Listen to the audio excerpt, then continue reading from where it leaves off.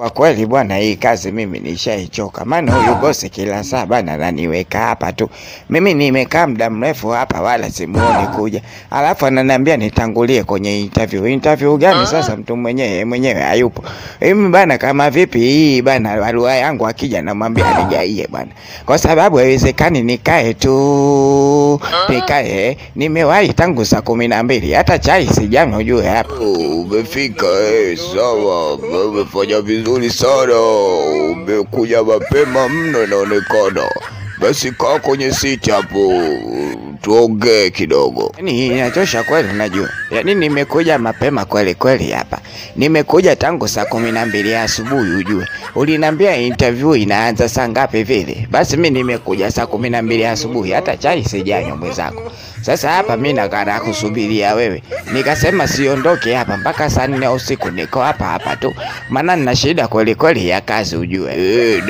Basi pole sana bwana. Mimi sijasema uje saa 12, nimesema interview inaanza saa 4. Labda masikio yako ulipeleka wapi? Ulikuwa unisikilize, ulikuwa unatafakari vitu vingi kwa wakati mmoja inaonekana. Si ndio bwana kijana?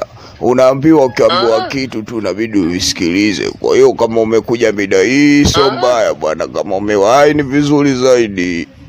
Basi sawa bwana, hakuna shida yoyote. Mimi ninachokitaka ni kazi. Ninachokitaka mimi bana ni kazi, wala sio muda wa kuja.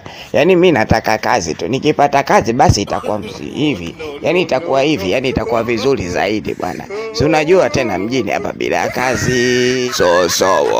Sasa hebu niambie, hilo shati ulovaa kwenye mwili wako ni rangi gani? Nipe hilo jibu kwanza. Shati ulovaa kwenye mwili wako huo ni rangi gani hiyo? Wewe bwana sikiliza nikwambie bwana. Mambo yangu na mambo ya kazi na usana na nini?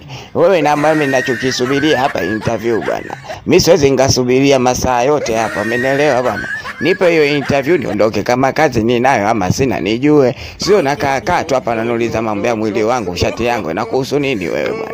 Kumbe ni mjinga shenzi kabisa, una maana kumbe. Mimi nakupa interview alafu unaleta jeuri, si ndio? Hiyo ndio interview yenyewe, unategemea interview aina gani? Haya basi ondoka. Wapo umeshafeli tena na kazi huwezi kupata, nenda zako bwana. Hii kazi basi atapewa mtu mwingine nafasi, maana unaonekana una heshima, hauna makini, hauko makini, wala hujui ulichokifanya na mwili wako. Toka, nenda basi tena. Ushakosa kazi sasa.